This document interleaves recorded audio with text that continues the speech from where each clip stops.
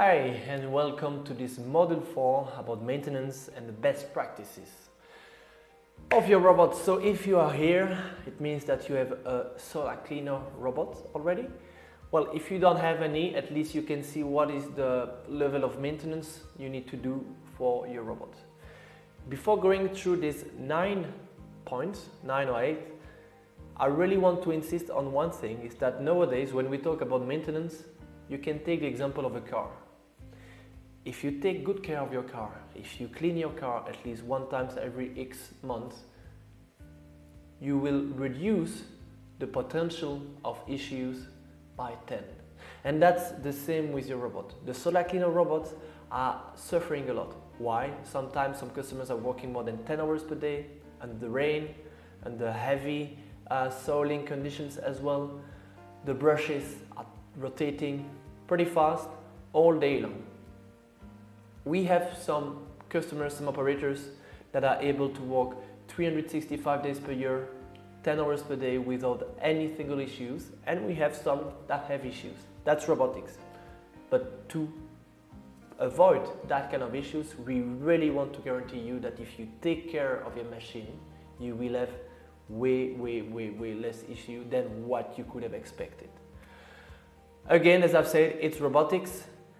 Pay attention. It's as I've said in the module 1, it's simple. That's the key thing with Solarcleano, is that any single thing that can happen to your robot are pretty easy and simple to fix.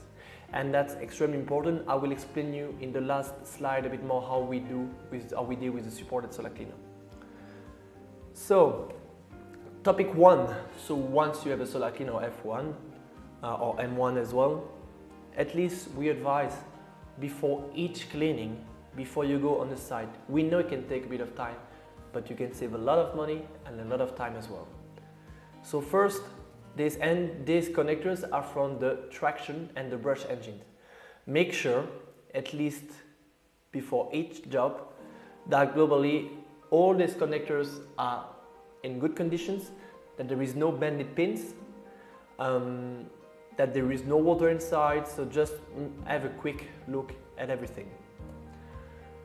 The second thing are the battery connectors. So when you connect your battery to the central unit, make sure that the battery is well connected and not half open, otherwise you will lose the connection.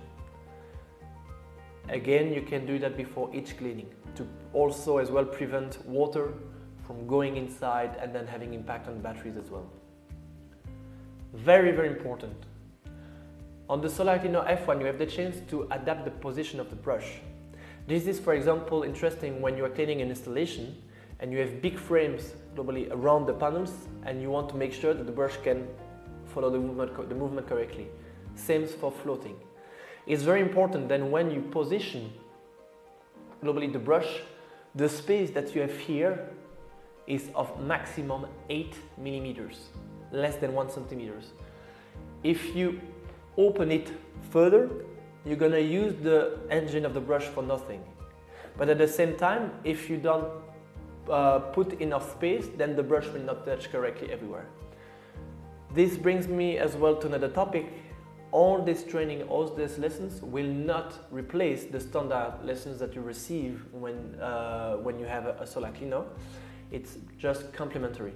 But I really insist on the fact that before using the robot, you need to watch carefully all the tutorial videos that you usually receive before receiving the machine. So brush position is very important to check before each cleaning. Use lubricant. You have a lot of parts, a lot of rotating part on the robot, on the brush side, on the wheel side. You can use, that's an example, but you can use standard lubricant at least 1 time a week on all the parts of the robot. And that's mainly for customers that are in places like Middle East with heavy soiling conditions where it's pretty hot as well. Pay attention to your tracks. So if you can see here, these are all the generation tracks. Well, it's like a car. If you decide to go with your car and to drive all the time, let's say on screws and so on, you will use your tire faster. It's the same with your robot. If you are cleaning a site and you see that this site globally has all screws coming out every meter, try to drive next to it and not on it. And a very important thing, you have the chance with the robot to go in all directions. You can go straight, backward, but try to avoid to do 360. Because if you start to go drifting like this, you're going to use the tracks faster. So again, before cleaning, have a look, a visual look, and we have some tips at Solarcleano to give a second life as well to that type of tracks. Very important, check the brush pulley at least 1 time a month. So you see on the left, that's this part of the brush. You can easily open it and you clean inside. You make it run and you check if there are any noise. Make sure to put lubricant, make sure to clean itself inside correctly, that there is no dust, any soiling that is inside the pulleys. So that's pretty important to do this at least 1 time a month. Again, that's in the scenario you use the robot every day. In case you use the robot 1 time a month, you don't need to do that often. You will see on all the connectors, you should have these lockers. It's important to make sure to always have these lockers, because if you don't have them, the connectors, when you put them together, there is a risk that it's disconnected and you have water going inside. With these lockers, it's impossible to globally have any water going inside. So pay attention to this. And if you don't have this, it's extremely easy to replace. And then to conclude, it's more about the water management and so on. So first, here on the right, you can see the water filter. So we have a small filter inside all the new Solarcleano F1. Like in a washing machine, make sure to unscrew it and clean it at least 1 time a month. The second part is here. These are all the sprayers. The sprayers that spray the water on the brush. If you look below the brush, you can see the sprayers. So open the water and make sure that all the sprayers are still, let's say, bringing water.